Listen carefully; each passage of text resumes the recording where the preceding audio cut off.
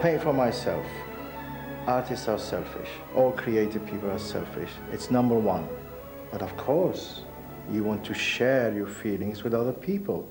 After all, that's what we're here for. We're not islands in our own right. We're amongst other people, and everyone is an island, and yet we're all part of this world. And in this world, we have to look at each other, share it with each other, our thoughts and ideas and way of life. It's what I feel, what I've experienced, perhaps we can say from the colors. They're not quite English. There's more strength in them, there's more color in them. That's perhaps my background. Thousands of years of hot sun must have affected the genes, I think.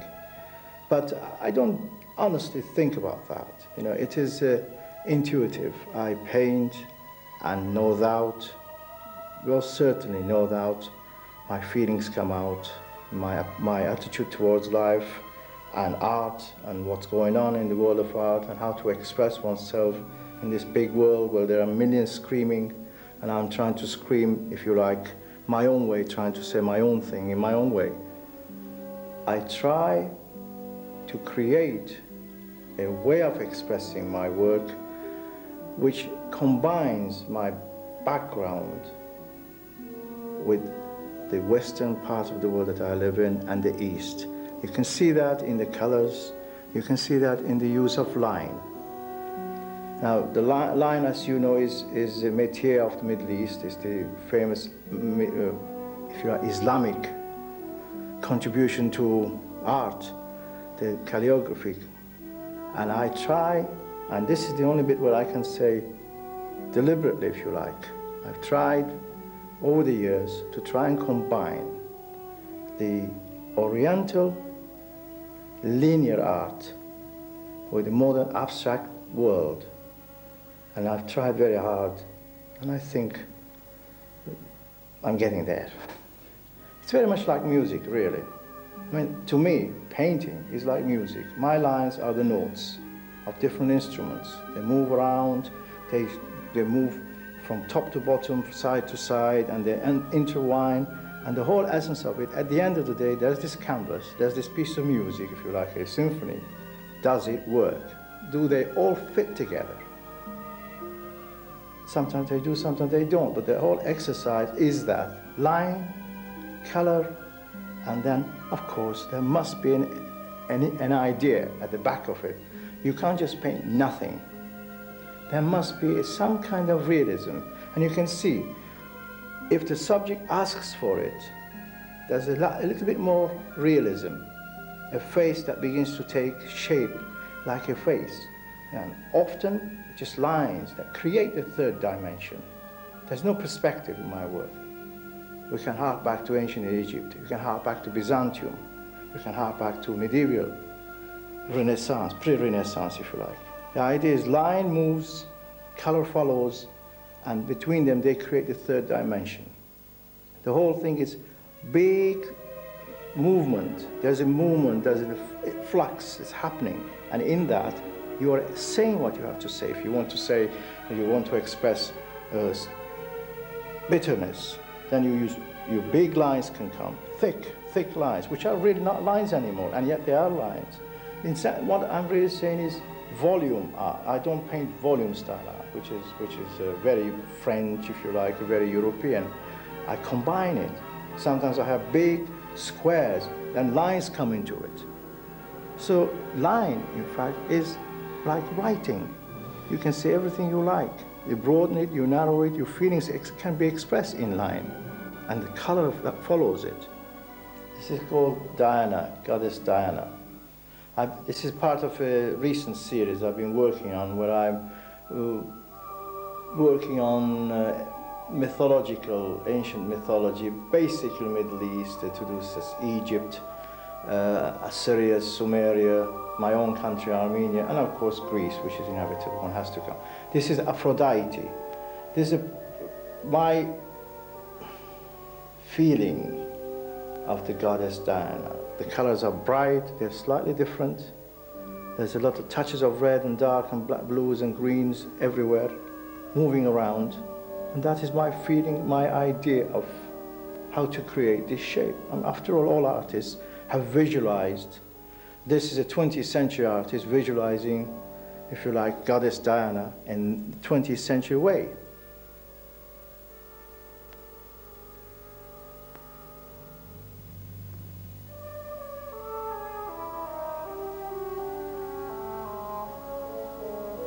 It portrays the ancient Egyptian pharaoh god, Akhenaten, a remarkable person, as all pharaohs were. They were really gods. He was the one and the first pharaoh who believed in the concept of one God, which he symbolized sun. That's why there's this image of the sun, the yellow sun behind him. He was a very strange and very far-seeing person. About him there are a lot of works in literature.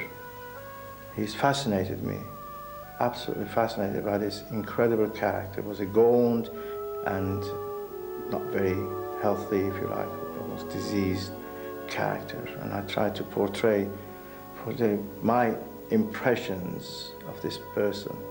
The actual work is in fact based on a sculpture of his, which is in Cairo Museum. And he does really look sick. But there's something very strange, mysterious, and mystical about his eyes and his face and his posture. And I try to capture that. You can see the background is black, so it enhances the shape of what is meant to be the sun. But the body itself is in gray, because it is based, after all, on a sculpture. And it's the black, the yellow, the gray, and then come all the other colors, and in the whole gray, in fact, are tones of different grays.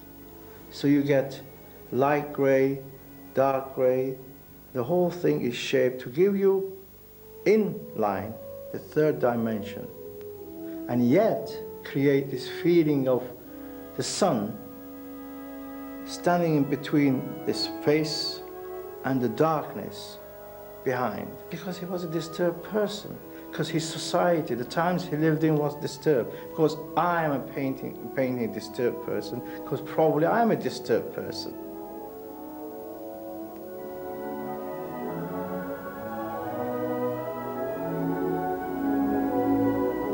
This is Venus.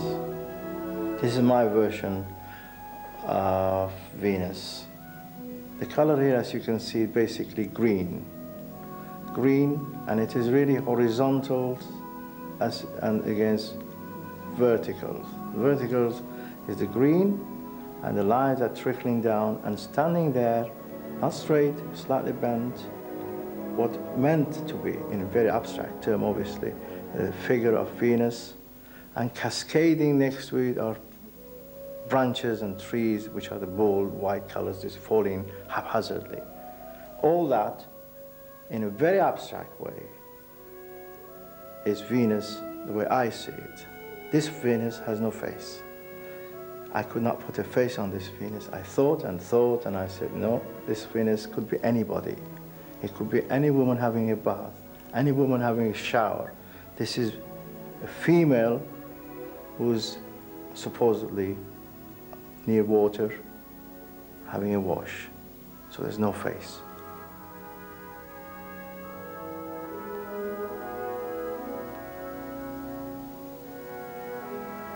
I think one cannot avoid abstraction.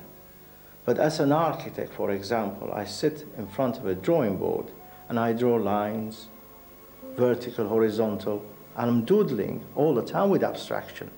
So I want the freedom of movement, my hand, when it comes to painting.